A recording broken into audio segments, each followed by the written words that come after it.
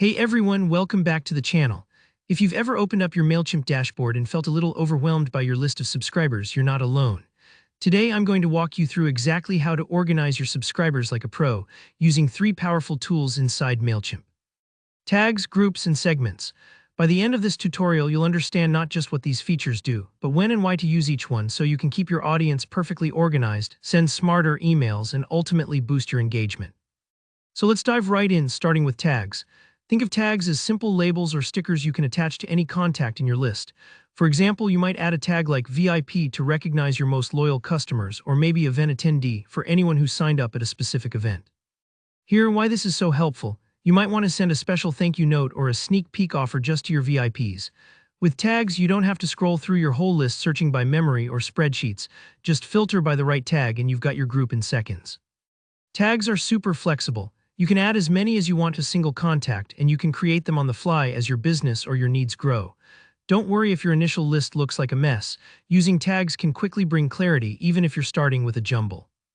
Next up are groups, and these are a bit different.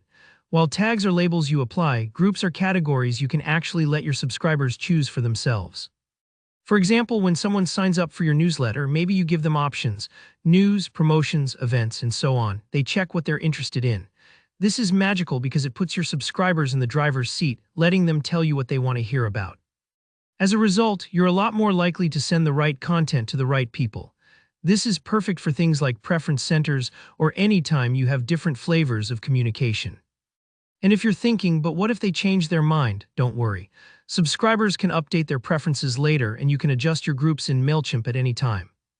It's all about giving both you and your audience more control with less guesswork. Now let's talk about segments. Segments are where Mailchimp gets really clever. Think of segments as dynamic lists you create based on data and behavior.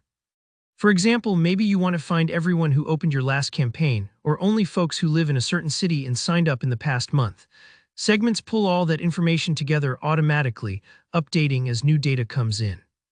Why does this matter? Sending targeted, relevant emails is one of the best ways to keep your open and click rates high. And with segments, you never have to manually sort and sift through your list. Mailchimp does it for you in real time.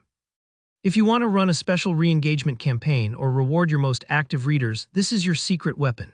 So when you combine tags, groups, and segments, you're not just keeping your list tidy, you're transforming how you communicate. You'll be able to send exactly the right message to exactly the right subscribers at exactly the right time.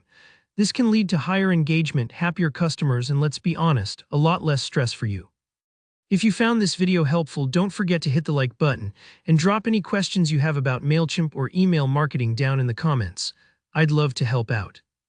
And if you want more easy, actionable tutorials just like this one, go ahead and subscribe so you never miss a tip. Thanks for watching and happy organizing.